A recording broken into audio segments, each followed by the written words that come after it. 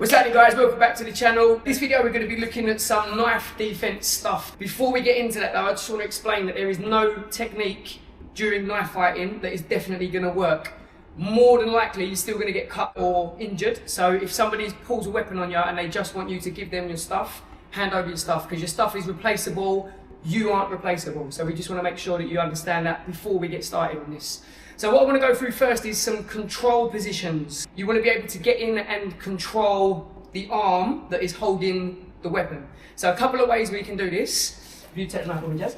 I'll explain how to get into these positions or how to maybe get into these positions in a minute. But first of all, I just want to show you what the positions are. So a good one is two hands on one. So if I've got my grip like this, it's not separated, it's gripped, and I'm holding onto the wrist super tight. And what I'd like, or what I'd need to do is if I feel the person pulling back, I need to go with them.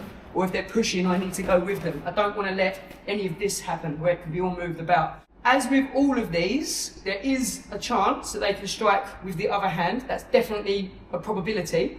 But at the minute, I just want to explain why or how we're controlling an arm so that the big threat, isn't such a problem. We'll get to how we get to that in a minute, but we'll just start from here. So if I'm holding on to Jazz's hand, and I want you to really get out of it if you can, Jazz.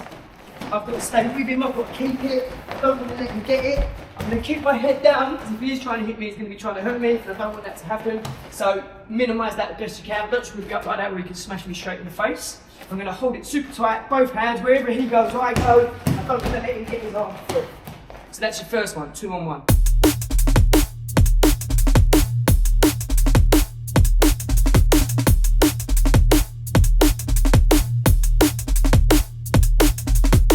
Position, one on the wrist and the other one, and we're on the outside. So I'm on the outside of his arm. Again, vulnerable to be hit, so I do want to keep my head down, but also from this position, I can hit, I can strike as well, okay? So this is under the arm with like a monkey paw grip, holding on to the tricep bicep area, and this one is inside on the wrist, and there's 3 points of contact, the hand, the other hand, and my body, and I stay really tight. So Jazz, pull your arm out if you can. So I'm locked in, super tight.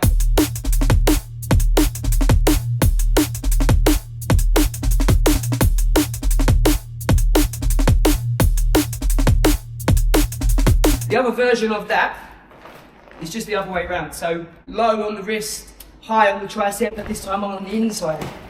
Okay, now this one's a little bit better because it's hard to get hit in the face from here, and it's still a good control position. You can still get hit in the body, but again, we're just looking to control the person's arm that's holding the weapon, because the minute this is free, now you're going to be in big trouble. So we want to look to control that, okay? So pull your arm out if you can, Jazz.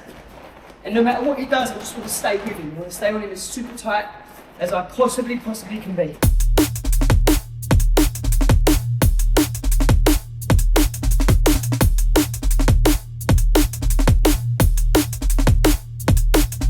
The other one to do is overarm control. So that might be, I've got to one of those positions first, whichever one it might be, any of these, and then I've managed to get myself here.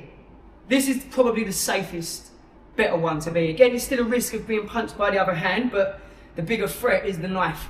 And I'd want my foot on foot to stop him using that leg, or I'd want my knee behind his knee so that we could take down as well. If we did end up going to the floor, what I'd want is the butt of the knife on my chest, and if I took him to the ground, I fell on him.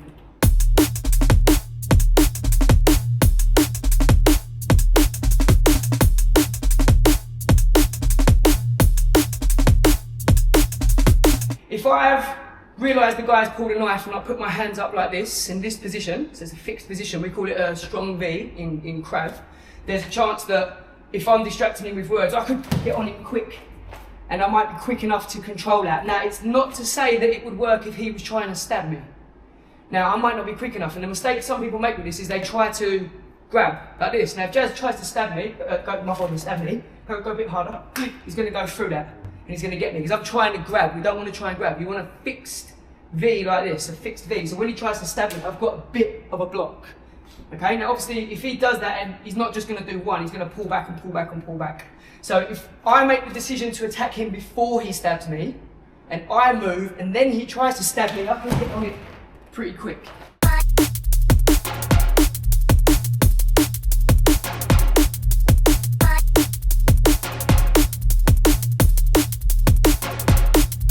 if I sit here for too long, he'll probably just start smacking me in the face once he realises he can't get his arm out. After pulling a little bit, he might realise he could probably lever his arm out as well. And if he levers his arm out, he's free. So you've made a decision and got here, and now we need to be somewhere safer. Okay? So the options again, from this 2-on-1, if he starts punching me, I might end up having to come in here so that I don't get hit. So I've come to the inside, okay? If I've gone to the outside, it's not as good safety-wise because he can punch me a lot easier from there, but then I can also headbutt as well, so we've got an option for ourselves, but again we're controlling the arm. And like I said before, the best position to be in is the overarm control because this is where you can disarm and control the weapon a little bit better. Make sense? To make things a little bit more harder, you can move your partner around a little bit. It's very disorientating, but just try and keep the grip on the arm so that your partner doesn't get their arm free and stab you. Obviously in real life you can punch back as well, but I mean if I let go, if I let go here, obviously it's just him versus me, so that's no good. And if I'm in here, it's hard for me to hit him with my hand. What can I do from there? Yeah, you can throw knee shots to the groin. Yeah, you can do that stuff, you can simulate all of that stuff. From out here, you can simulate the headbutt as well before you get into that position. Okay, everyone understand? Perfect.